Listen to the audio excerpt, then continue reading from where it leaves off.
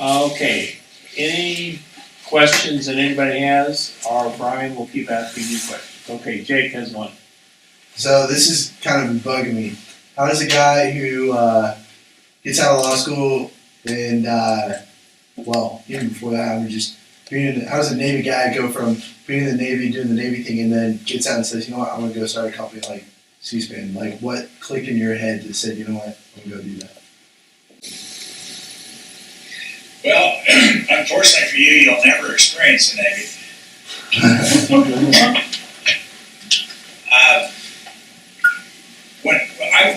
The deal was when I was on Purdue's campus that there was a war going on in Vietnam. It wasn't full-fledged at the time because the war really didn't click in big time until late '64, early '65. But we had to draft. And when I was in your position, I either had to go into the Army and be drafted, if I had been at the time, choosing my service, or going to law school, which I did, and law school was a big mistake. And it was, I should have never done it. I really wasn't that interested. Everybody else told me I should go to law school. And believe me, you gotta want to go to law school, otherwise it's miserable. So I was accepted into the Navy right around the same time. And I went to Officers Candidate School out in Newport, Rhode Island. Then I was assigned to a ship for 18 months. And I really wanted to come to Washington. And after I was on the ship, I came to Washington. I drove up here from Norfolk, Virginia. And I met with a United States Navy captain who was over in the office of the Chief of Information. And I said, I really want to come to Washington. And what are the chances that I could come here? And he said, well, your chances are they're okay. They're pretty good. I think we'd be able to do it. So a couple of months later, I got my orders, and my orders were to stay on the ship, not to come to Washington. And I was really disappointed, big time. And I called him on the phone, and I said, Captain, what happened? I was, I couldn't believe it. And he said, well, let me look into it.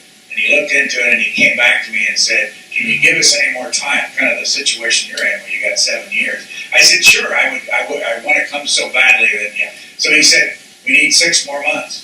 And I said, that's a no-brainer. So I came to Washington for 2 years at the Pentagon, and it was the experience that I had on the ship, the experience I had growing up in Lafayette, Indiana. The amount of information that was available to us on television was not very wide. And I didn't know any better, to be honest with you. And I got involved in this as the technology changed. And I worked in Washington including the service for 9 years before I started this, which was over 40 years ago. Yeah, that's how it happened. And part of it was serendipity, and part of it was a strong desire to not have to rely on free television networks every night for my information. They all gave me the same thing every night. There wasn't much difference. That's basically the story. I mean, and if I'd have known then what I know now, I'd have probably been frightened to death, died of a heart attack at age 24, and would have never been able to do it. So the good news, I didn't know. Okay, other question? Anybody else have a question? Evan. Yeah, so obviously cable really helped you launch C-SPAN. Do you feel any kind of connection to cable now that it's not necessarily falling by the wayside, but there's other forms of getting television and getting information now that are available? Evan, it was interesting when I started with this. I didn't know anything about business.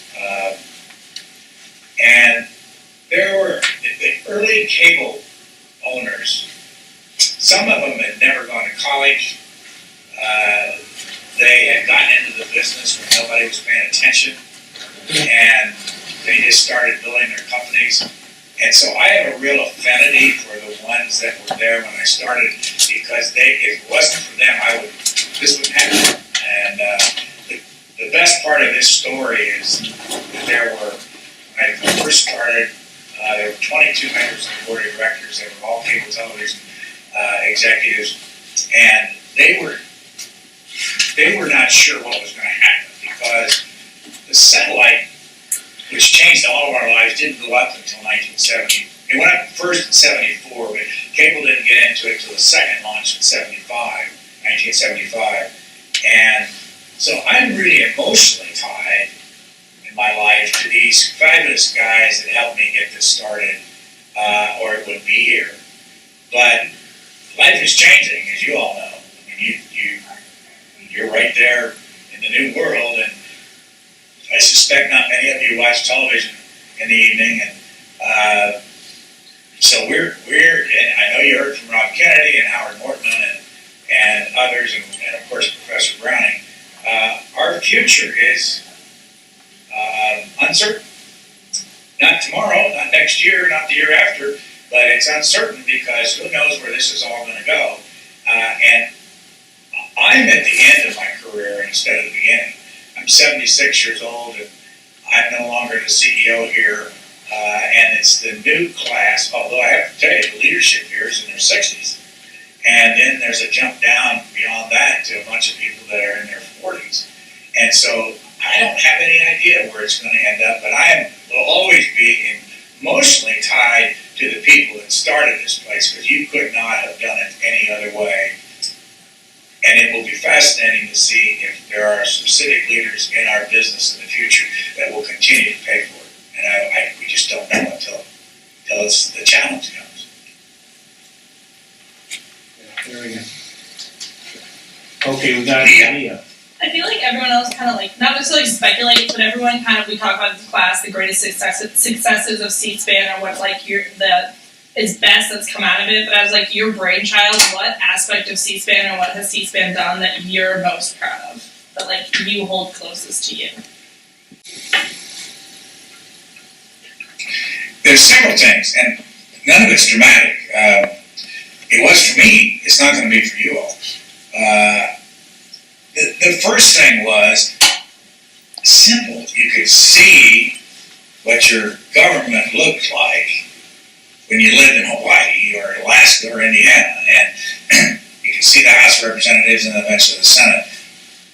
But the process was evolved. I mean, we didn't start with much. We only had 5 days a week, 8 hours a day. The second thing was, though, more than once, and I still do it to this day, you turn it on. You don't have to be sophisticated in government or politics, and you just tap into something, and you say, "Wow, I just didn't know that," and oh, this is what's going on here.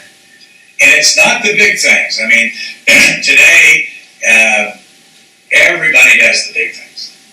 Every network does the big things. We have no great claim to the big things anymore, but we did. I'll give you an example. When Donald Trump was elected, the pool, that's a group that everybody subscribes to in the television business, put a camera, and maybe Howard might have talked about this, in the lobby of the Trump Tower up in New York. And that camera was on the elevators. We were the only ones that put that camera on our website the entire time. And if you were into the new administration and who the players were going to be and who came into the elevators, who went up to see Donald Trump, it was a fantastic thing. And I can't, it probably sounds to you like no big deal. This week, if you were interested in Billy Graham and his casket over there in the Capitol, we were the only ones that had it available all the time. You could watch the people go by. I had a discussion, and you probably wouldn't be into these things at this point, but looking at the crowd that went by his casket said a lot about, I mean, Billy Graham is a man of the past. He was 99 when he died, but he wasn't visible for the last 15 years or so. But in my lifetime, and probably in Connie's or in Robert's, he was a big name. And being able to see what kind of people came by, for instance, there was probably one person of color every 1,000 people. There was no interest in him by different non-whites. And that reflects what Billy Graham's audience was back then. If you don't care about any of this, you don't care. I mean, it doesn't make a big deal. But it goes far beyond this kind of thing, because we're the ones that carry 2,000 hours a year of hearings. And it's in the hearings where you really learn a lot. You don't learn much from the House floor or the Senate floor. And frankly, what Professor Browning has done in founding the archive is it's just incredibly important to us now and our future. And you won't know that until you're out and about and you want to see something that nobody else covered, and you're in the law business, and say you're doing transportation law and there's a hearing here before the transportation committee, and you live in Chicago and everything else. You can go to the archive and call it up and watch it, and then you know far more than your client does. It's simple stuff like that. I can go on and on about this, but there are so many little things that add up to having the presence to be deeply into the mix of how our money's being spent.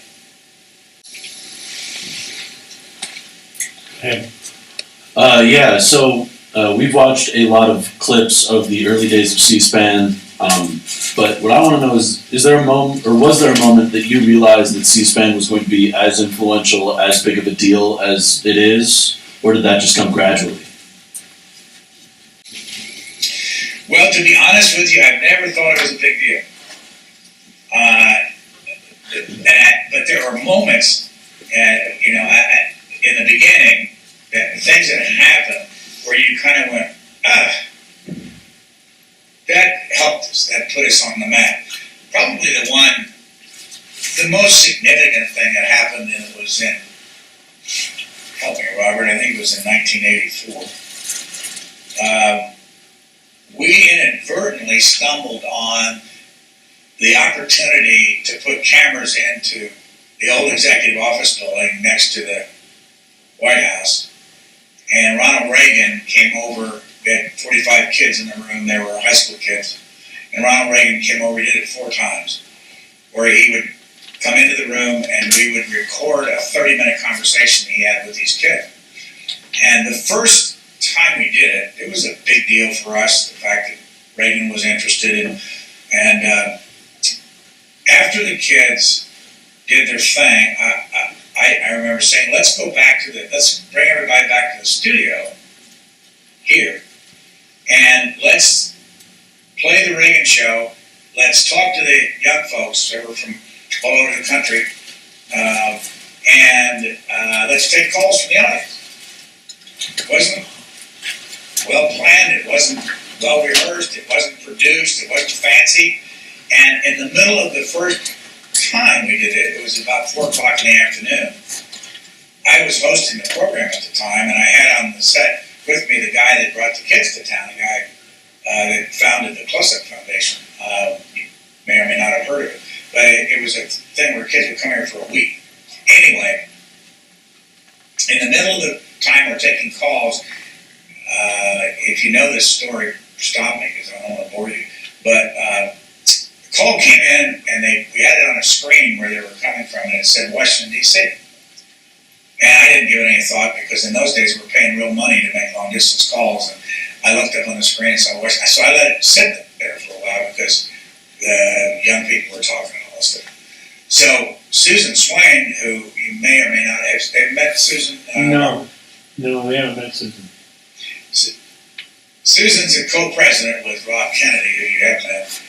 Susan was in the back where the production is, and she knew who was calling, and so she typed on the screen, "Take the call now." And so that didn't happen very often. So I looked at it, and I better take this call. So I punched the button, and a very authoritative woman's voice came on saying, "Mr. Lamb?" And I said, "Yes." She said, "One moment for the president." And Reagan had gone back to his private quarters and turned on the set. And that's exactly what he said. I turned on the set, and there you were. And I just heard one of the students say what they thought the exclusionary rule was about, but I want to correct them, and he did correct them.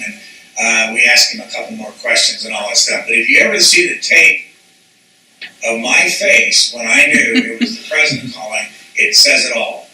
Because it was spontaneous. I had no idea. this look on my face like we just arrived. And, you know, we've been kicked around for 40 years because people make fun of us, and that's fine. We don't mind getting made fun of. But the fact that the President of the United States was calling our set and talking to these young people, everybody was, you know, wow. But my face says it all because it was so spontaneous. I had no idea. It's that kind of thing that you remember.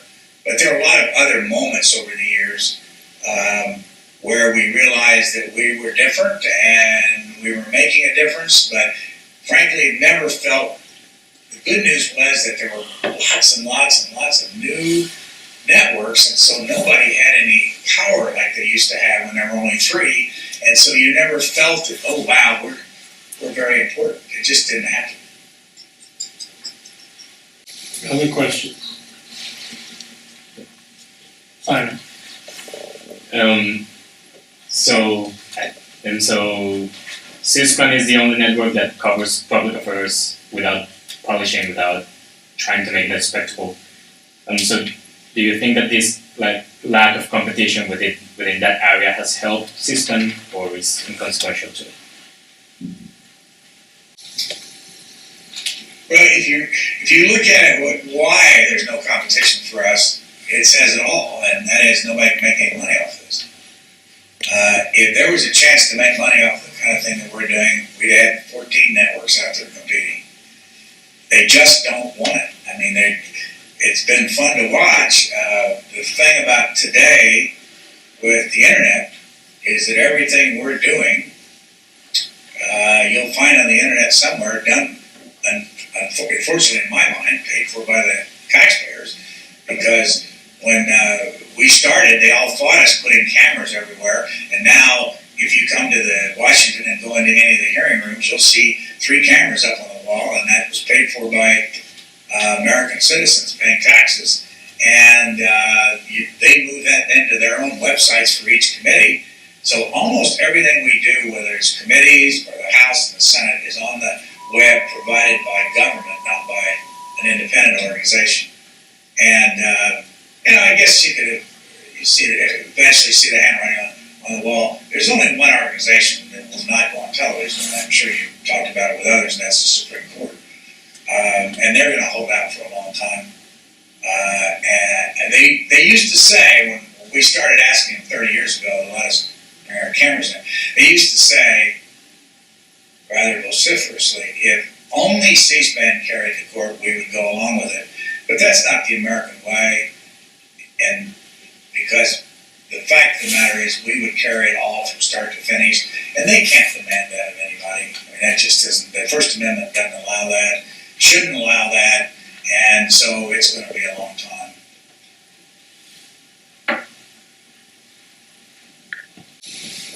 What's different, Brian, in the age of Donald Trump for the network? Well, he pays absolutely no attention to us whatsoever. We've had one interview with him, it's 5 minutes, and that was non-interview. We don't know whether he watches. He likes to watch himself a lot, so he probably does. Maybe he wakes up in the middle of the night and flips us on and sees his speeches. But we don't work for his mentality. And the Twitter thing is, I don't think anybody ever dreamed that the President of the United States would use something like Twitter. And when we started, and I don't want to overdo this, but we were like Twitter. We were new and fresh and different, and all the newspapers were writing about us, and they thought, wow, we couldn't believe we could ever watch all this stuff. So the fascinating thing about it is we've gone from the longest form television ever created in public affairs to the shortest. At least now, instead of 140 characters, it's 280. But Donald Trump doesn't have any interest in us. He didn't get elected with us. It's all about Fox, and just the way it is. You know, the next president will do something else. You go back in time, and each president did something different to talk directly to the public. Richard Nixon would have speeches in the Oval Office so he could talk and call the networks and demand that he get 8 o'clock at night or 9 o'clock at night. Barack Obama changed what Ronald Reagan did by having Saturday 5-minute radio shows that they fed out to all the radio stations on Saturday. He went to video on YouTube and developed, and you heard Howard Mortman tell you this last Tuesday, that he had 19 people working for his web group at the White House and relied heavily on putting things on whitehouse.gov. This guy didn't operate at all like that, and it's that every president is different. I'm trying to remember what George W. Bush did. It was different, or his father. But it changes every time, and the next one will change, and something different will happen. Okay, Robert has a question. Sort of a continuation on that question. Have you noticed an increased public interest in C-SPAN in the current age of Donald Trump, for example, with important hearings? I haven't, and I don't know whether there is or not. You get it, and you get feedback, and people have to really be interested. And there's so much there. I mean, give you an example right now. On Apple iTunes, there are over 500,000 podcasts. When I was sitting where you are right now, back in 1959 through 1960, we had 3 networks. When I started watching television in Lafayette, Indiana in 1952, we had one television station out of Indianapolis, and I never will forget it. It was in black and white, and Gilbert Forbes. Do you remember Gilbert Forbes, Robert? You're still too young, I think. Yeah, I'm still too young. Gilbert Forbes gave the news. He was a bald guy like me, no sex appeal whatsoever to the audience.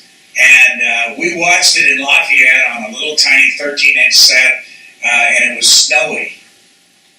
It's just so dramatically different that, yes, I will hear people say, oh, you guys are the greatest, and you give us the truth. We don't really give you the truth. We give you a true picture. We don't give you the truth. Because people on both sides do not give you the truth, or all 3 sides or all 4 sides. So today there is less interest in us in the media than there's ever been.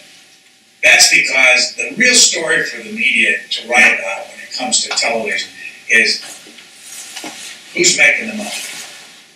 If you followed this in the trade press, it would be who's making the money and who's fighting whom, who's the star, how much money are they making. They don't give a hoot about this little place when it comes to the story of the day. If we find some clip that they like, and that has happened, and Howard was telling you some of it on Tuesday, yeah, they'll light up for a moment.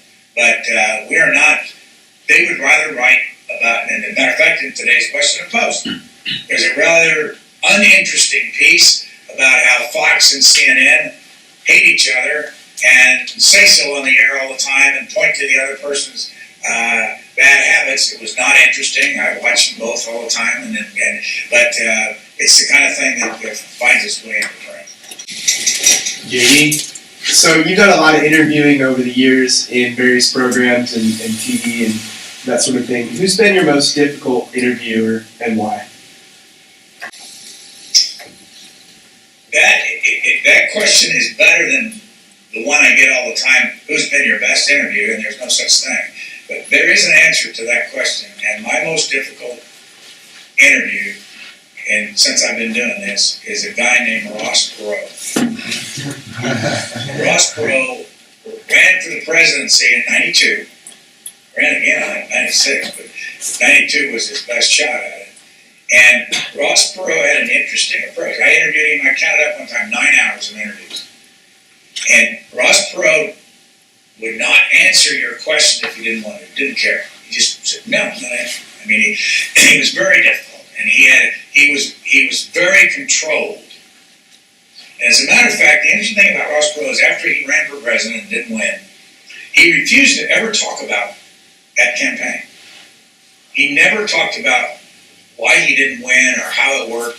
And for those of you that might not remember anything about him, he got 19% of the vote in 1992. He probably got Bill Clinton elected. Had he not been in the race, it would have been George Herbert Walker Bush who would have gotten reelected. But he was tough. I enjoyed it. I interviewed him down in Dallas in his office. I interviewed him in our studio upstairs. I probably interviewed him other places. But, and he was a good interview, except he was the hardest that I ever remember. The worst kind of interview is somebody that's not willing to talk to you, not willing to give you an answer. And there haven't been many of those. Most interviews, Connie has done as many interviews as I have, and you ought to ask her about some of hers, because after you know, all you're really looking for is information. Tell me your story. And if they don't, you're lose.